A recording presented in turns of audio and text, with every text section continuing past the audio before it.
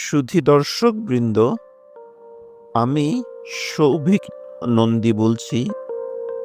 আমার আজকের ভিডিওতে আমি ভারতীয় সেনাবাহিনীর লেফটেন্যান্ট জেনারেল জেএফআর জ্যাকব তার সারেন্ডার্স অ্যাট ঢাকা বইয়ে 1971 সালের মুক্তিযুদ্ধে মার্কিন যুক্তরাষ্ট্র ও চীনের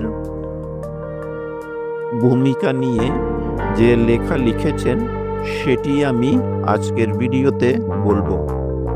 1971 সালের বাংলাদেশের যুদ্ধ শুরুর আগে পুরোটা সময় ধরে চারপাশ জুড়ে সকলের মুখে মুখে সম্ভাব্য চীনা আক্রমণ নিয়ে কথাবার্তা শোনা গেছে। তিব্বতে অবশ্যই কোনো ধরনের চীনা সেনা সমাবেশ দেখা যায়নি। ইস্টার্ন কমান্ডের ধারণা, চীনাদের ফরমেশন ও বিন্যাস তাৎক্ষণিক আক্রমণ রচনার উপযোগী নয়। ডিসেম্বর ও জানুয়ারি মাসে হিমালয়ের অধিকাংশ গিরিপথই ব্যবহার করা অসম্ভব। অবশ্যই সেনা প্রধানের সোভিয়েত পরামর্শ পুষ্ট ধারণা ছিল এরকম যে যুদ্ধ শুরু হলেই চীনারা হস্তক্ষেপ করবে, আর এইসব সোভিয়েত দৃষ্টিভঙ্গি জেনারেল মানেকশর উপরে অন্যায় রকমের প্রভাব ফেলত। এই বিভ্রান্তির মধ্যে মার্কিনেরাও নতুন মাত্রা যোগ করে। মার্কিন যুক্তরাষ্ট্রে ভারতের রাষ্ট্রদূত এল.কে. ঝাকে ডেকে নিয়ে হেনরি কিসিঞ্জার হুঁশিয়ার করে দেন যে ভারত পাকিস্তান যুদ্ধে চীন পাকিস্তানকে সমর্থন করলে ওয়াশিংটন ভারতকে সাহায্য করবে না। ভারত সরকারের কাছে পাঠানো জরুরি এক টেলিগ্রামে ঝা জানান যে কিসিঞ্জার যেহেতু জানেন না চীনারা কি করবে, তারা পাকিস্তানের পক্ষে যে আসবে না এমন ধারণা নিয়ে বসে থাকা আমাদের জন্য নিরাপদ নয়। সময় দ্রুত বয়ে যাচ্ছে, অথচ ঢাকা আক্রমণের জন্য তখনও পর্যন্ত সৈন্যর সংস্থান করা হয়ে ওঠেনি। বিষয়টি নিয়ে বিশেষত 167 ও 5 মাউন্টেন ব্রিগেডের জন্য যে কর্মপরিকল্পনা আমরা নির্ধারণ করে রেখেছিলাম তা নিয়ে আমি ডিরেক্টর অফ মিলিটারি অপারেশনসের সাথে আলোচনা করি। 123 মাউন্টেন ব্রিগেড ও রিজার্ভ হিসেবে চলে এসেছে। নভেম্বরের শেষের দিকে আর্মি কমান্ডারের কাছে এসব ব্রিগেডের গতিপথ ও তাদের কর্মপরিকল্পনা আমি ব্যাখ্যা করি। তিনি আমাকে এইসব বিধি মোতাবেক আর্মি হেডকোয়ার্টার্সে জানাতে বলেন। আমি তাকে জানাই যে ইন্দরগিল এইসব জানেন, কিন্তু জেনারেল মানেকশকে তিনি কিছু জানাননি। লড়াই শুরু হলে চীনারা হস্তক্ষেপ করবেই মানেকশ এরকম ধারণা নিয়ে থাকায় তিনি কিছুতেই চীন সীমান্ত থেকে সৈন্য সরাতে রাজি হবেন না। এরপর তিনি বললেন যে তিনি নিজেই মানেকশকে একটি বার্তা পাঠাবেন। এই কাজটি না করার জন্য আমি আবার তাকে অনুরোধ করলেও শেষ পর্যন্ত তিনি মানেকশকে একটি ব্যক্তিগত সিগন্যাল পাঠান। 2 ঘন্টার মধ্যে এর উত্তর এলো, যে কোনো নারীর চেয়ে বেশি যত্নে আমি আপনাদেরকে লালন পালন করেছি। কে আপনাদেরকে এই ব্রিগেডগুলো সরাতে বলেছে? শিগগির এগুলোকে আগের জায়গায় ফেরত পাঠাবার ব্যবস্থা করুন। ব্রিগেডিয়ার জেনারেল স্টাফ ব্রিগেডিয়ার সেতনা ও লেফটেন্যান্ট কর্নেল দাল সিং এই জবাব নিয়ে আমার অফিসে এলেন। আমি সেটা আর্মি কমান্ডারের কাছে পাঠিয়ে দিলাম। আর্মি কমান্ডার যখন আমার অফিসে ঢুকলেন তখন তাকে কিছুটা বিধ্বস্ত দেখা যাচ্ছিল। আমি তাকে দুশ্চিন্তা করতে নিষেধ করে বললাম, বিষয়টি নিয়ে আমি ডিএমও ইন্দর গিলের সাথে কথা বলবো। ইন্দোরকে আমি ফোন করে বললাম ব্রিগেড এই মুহূর্তে সরানো অসম্ভব, কারণ অপারেশনের জন্য ব্রিগেডগুলোকে আবার ফিরিয়ে আনতে কয়েক সপ্তাহ লাগবে।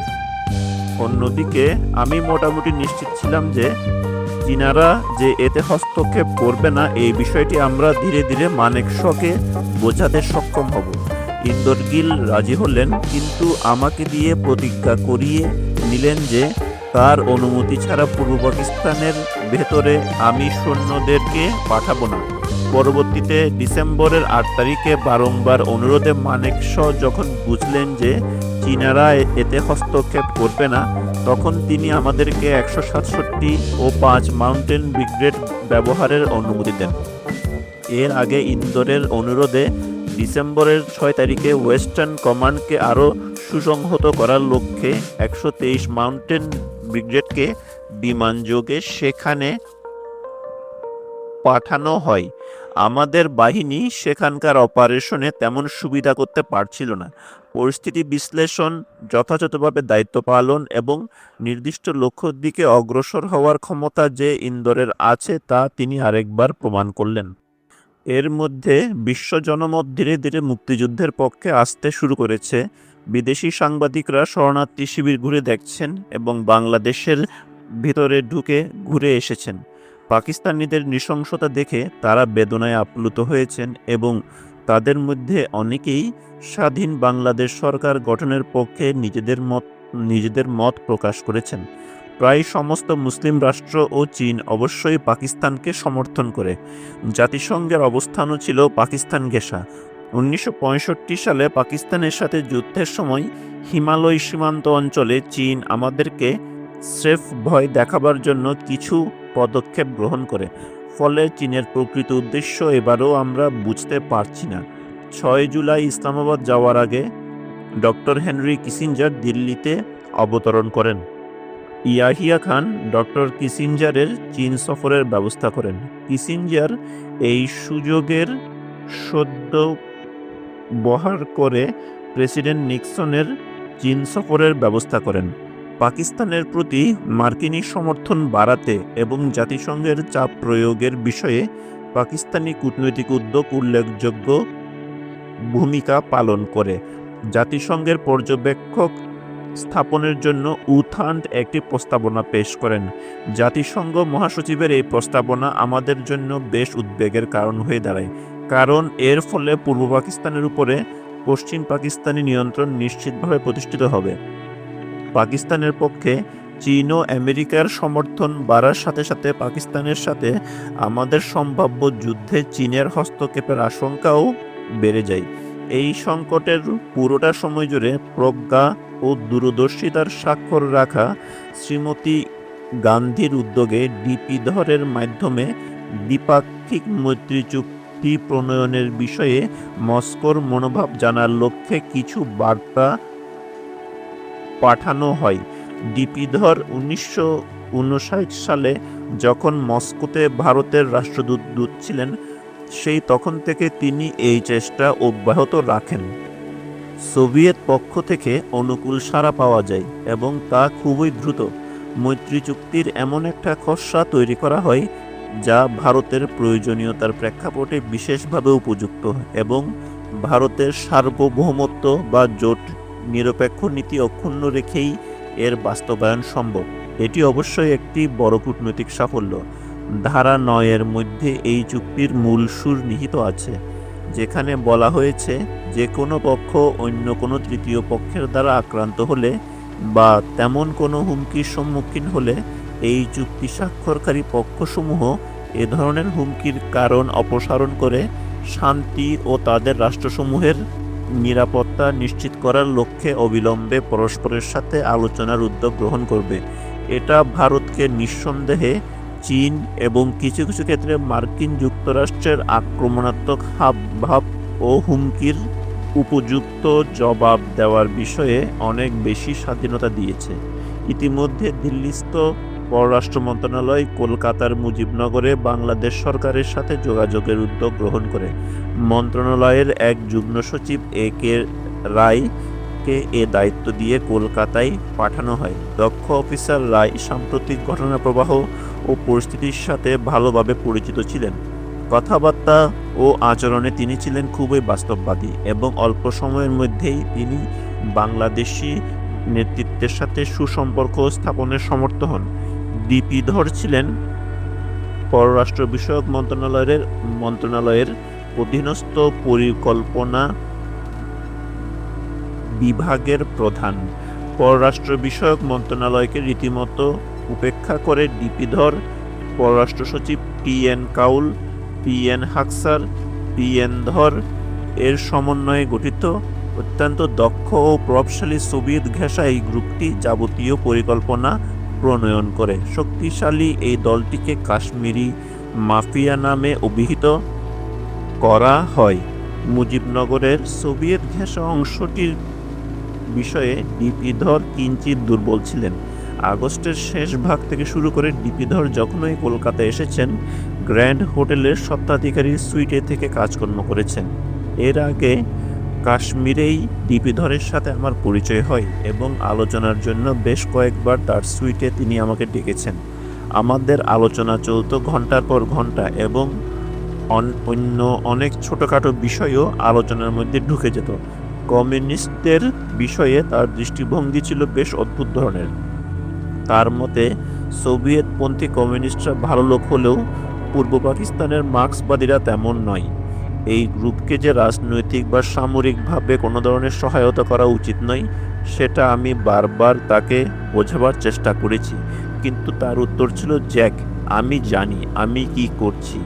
সবসময় তিনি একে রায়কে এড়িয়ে চলতেন, যেটা নিঃসন্দেহে এক দুর্ভাগ্যজনক বিষয়। সেপ্টেম্বর থেকে মুক্তিবাহিনীর অপারেশনগুলো আগের তুলনায় অনেক সংগঠিত ও কার্যকর হতে শুরু করে এবং ক্রমশ তীব্রতা লাভ করে। তাদের কার্যকলাপ ঢাকাস্থ পাকিস্তান সরকার ও সেনাবাহিনীর সেই সব লোকদের মনোবল একেবারে ভেঙে দেওয়া শুরু করে। ইতিমধ্যেই যাদের মোহমুক্তির প্রক্রিয়া শুরু হয়ে গেছে। জাতিসংঘ ও চীনের সাথে পাকিস্তানের কূটনৈতিক তৎপরতা তাদের প্রত্যাশা অনুযায়ী ফলপ্রসূ হয়নি। ভারত পাকিস্তানকে আক্রমণ করলে চীনের তরফ থেকে ভারত আক্রমণের কোনো নিশ্চয়তা লাভ করতে তারা ব্যর্থ হয়। চীনের ভূমিকা ছিল দ্বিমুখী। এর কারণ সম্ভবত এই যে, সহজাত প্রজ্ঞা দিয়ে চীনারা বাংলাদেশের আসন্ন স্বাধীনতার বাস্তবতা অনুধাবন করতে পেরেছিল এবং তারা এই নতুন দেশের সাথে ভবিষ্যৎ সম্পর্ক নষ্ট করতে চায়নি। মার্কিন যুক্তরাষ্ট্রের কার্যকলাপ ছিল আরও জটিল। ডক্টর কিসিঞ্জার দাবি করেন যে পূর্ববঙ্গের রাজনৈতিক স্বায়ত্তশাসন যে অবধারিত, এটা তিনি ব্যক্তিগতভাবে ভারতকে জানিয়েছেন।